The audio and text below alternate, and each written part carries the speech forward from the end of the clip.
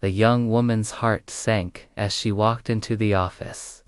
All eyes were on her, not because they liked her, but because of what she was wearing, or, more accurately, not wearing. It was obvious that she was trying to hide her pregnant belly under a shapeless dress. When he saw her, his blood boiled with anger and he couldn't hold back from insulting her.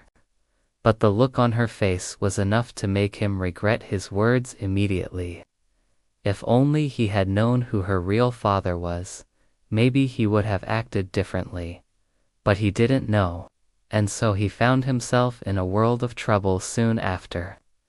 Meanwhile, the boss's daughter was fuming as she listened to her assistant being insulted by her father. She knew it was time for revenge, but she had a surprise up her sleeve that nobody expected. Melissa adjusted her dress nervously. It was one of those days when nothing seemed to go right. She had an important presentation at work in just an hour, but it felt like the whole office was out to get her. When she had come to the office that morning, she had been shocked to find her colleagues staring at her and whispering amongst themselves. Some even pointed at her dress. Melissa knew what they were talking about, but she had no idea how to respond. She had tried to ignore them, but then her phone vibrated in her purse. She took it out and saw a message from her best friend, Kim. "What are you wearing to the presentation today? You better not be making another fashion faux pas like last week." Melissa's heart sank. Last week she had worn a pantsuit to work and everyone had laughed at her, calling her a secretary who wanted to be a lawyer. Melissa sighed. She had no intention of becoming a lawyer. She had just wanted to look professional and important, since she was presenting a very important project. But now she understood why she hadn't been promoted in years. It wasn't just because she was incompetent. Her colleagues hated her because she always looked ridiculous. Feeling defeated, Melissa went to the bathroom and locked herself in a stall. She took out the dress she had brought along as a backup and stared at it in the mirror. It was a shapeless black dress that made her look like a giant. She put it on anyway. There was no other option. The dress was loose and flowing, which made it perfect for hiding her secret. Melissa was 5 months pregnant, but nobody at work knew it yet. She had decided to keep the baby and raise it on her own. So she had to hide her growing belly under baggy clothes until her presentation was over. After that, she could finally let everyone know she was going to be a mother soon. Melissa walked out of the bathroom just as the meeting was starting. Everyone turned to stare at her, but she ignored them and sat down in her chair. Mr. Clayton, the CEO of the company, cleared his throat and said, "Let's get started." But Melissa's mind was elsewhere. She could feel everyone's eyes on her, and it made her want to flee. As the presentation dragged on, she could hear snickers and whispers coming from the back of the room. She tried to focus on the numbers and charts in front of her, but it was hard to concentrate with all the laughter. Then she heard a voice that made her blood boil. "What's this? Some kind of peasant convention?" Mr. Clayton burst out laughing, and so did everyone else. Melissa's face burned with shame and she wanted to disappear. She had never felt so humiliated in her life. Suddenly, a beautiful woman stood up from her chair. "That's enough, father.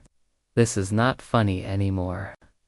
Mr. Clayton stopped laughing and looked at his daughter. "Why are you here, Sophia?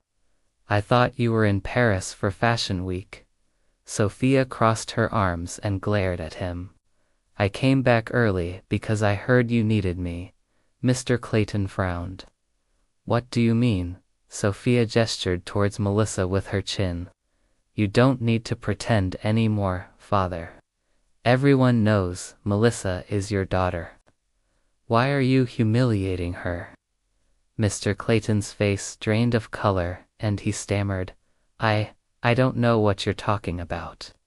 Sophia rolled her eyes and addressed the entire room. My father may not remember, but I never forget. Melissa is my little sister, and if anyone makes fun of her again, I will personally fire them. Then she turned to Melissa and said, Come with me, sis. We have some shopping to do. Everyone stared at Melissa in shock. She couldn't believe what she was hearing. Did Sophia just admit that she was related to a poor girl who worked as a secretary?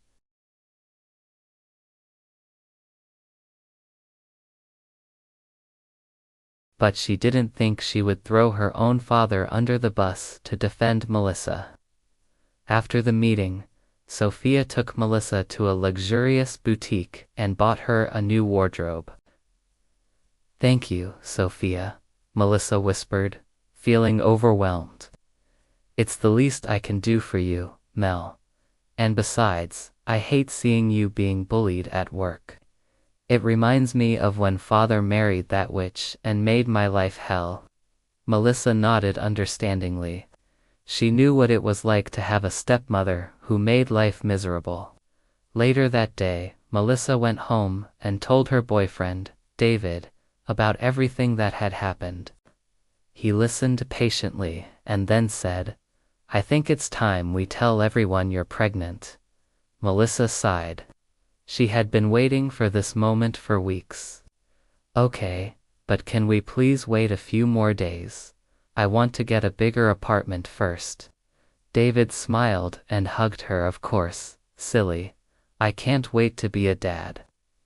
The next day at work, Melissa was surprised to see a new face at her desk. It was a tall, handsome man with sharp features and piercing blue eyes. Hello, he said with a charming smile. My name is Daniel Clayton, and I am the new CEO of this company. Melissa's jaw dropped in shock. Was this guy really her boss's son? How come no one told her? Daniel noticed her stunned expression and asked, Do we know each other? Melissa shook her head. No, I just, you look familiar. Daniel smiled mysteriously and said, Maybe we've met before in another life. Then he turned to his assistant and said, Please show Miss Thompson my office. I would like to meet her. As Daniel walked away, Melissa couldn't help but stare after him. There was something about his confident stride and the way he carried himself that made her knees weak. When she finally reached his office, he turned around and smiled at her. Come in, Melissa. To be continued.